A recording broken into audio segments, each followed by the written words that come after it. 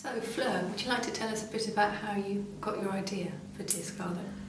Dear Scarlett came in patches, like most stories do, but in particular the train which I catch to London, it goes through Andover, which is a small town in Hampshire, and on the edge of Andover are the giant watercress beds of Vitacress, and the train stopped for quite a few minutes next to the Vitacress beds, and I was looking down at these watercress beds and there was this little concrete blockhouse, and I thought, that's a strange place to live.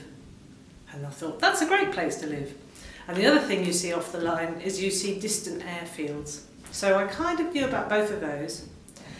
But also I've had this idea for a long time, which is to do with the idea of a child stealing things with a baby in a pushchair. And I just always thought that you'd have all the police arrive somewhere. You have this great big country house or something had been broken into, and there's a child pushing away with another child in a pushchair, and nobody would even pay them any attention. And somehow the two of them kind of got pushed together.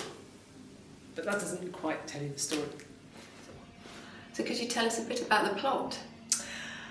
The plot is that Scarlett, who's about 11, gets a box of things left to her by her dead dad, and they're not very interesting. They're random, very random things, a copy of a book and a key and some postcards and things. And she is a bit disappointed because she thinks he's a jewel thief and that he might possibly have left her an emerald necklace or something. But in the process of unravelling what these objects mean, she discovers a lot more about her father and a lot more about herself, which is really the story. But the plot, as such, was always tricky to work out. How do you plot your books? How do I plot my books?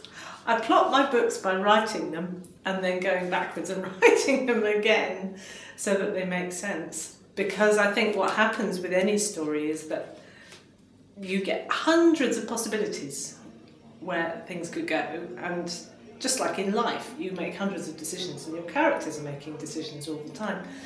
So the story can go off in any one of a number of directions, and it's really good fun to follow those directions, but it's not always the best thing for the book. So that's where an editor comes in and tells you that that's unlikely, or that's not such a good idea, and you have to focus. So plotting is, for me, not a linear process. It's an all over the place process, and sometimes I draw them. In fact, I nearly always have to draw them. Your previous book, Shrunk, is one more skewed towards boy readers.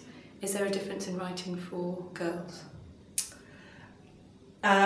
Yes, there is a difference, because Shrunk is written from the point of view of a boy, Dear Scarlett is written from the point of view of a girl.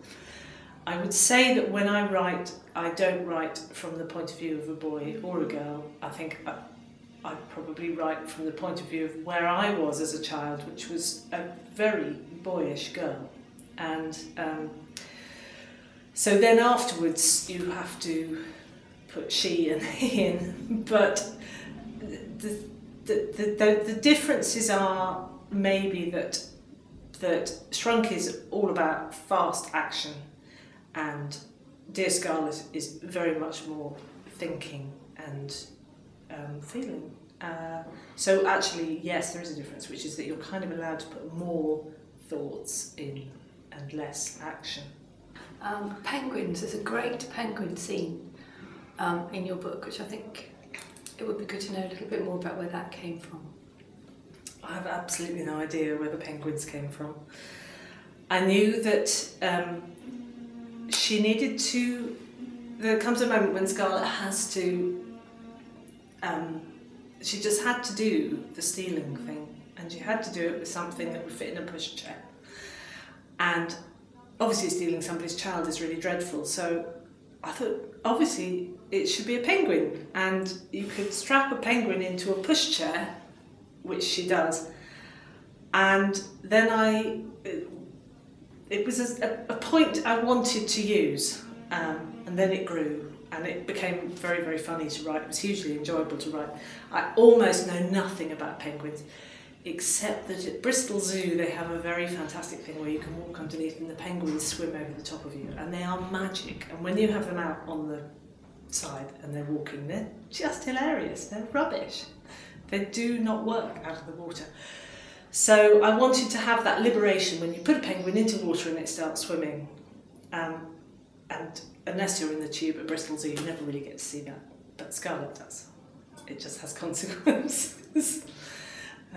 But penguins' bite apparently is like being eaten by a pair of pliers. Or it's like having a pair of pliers around your finger. That was my piece of research.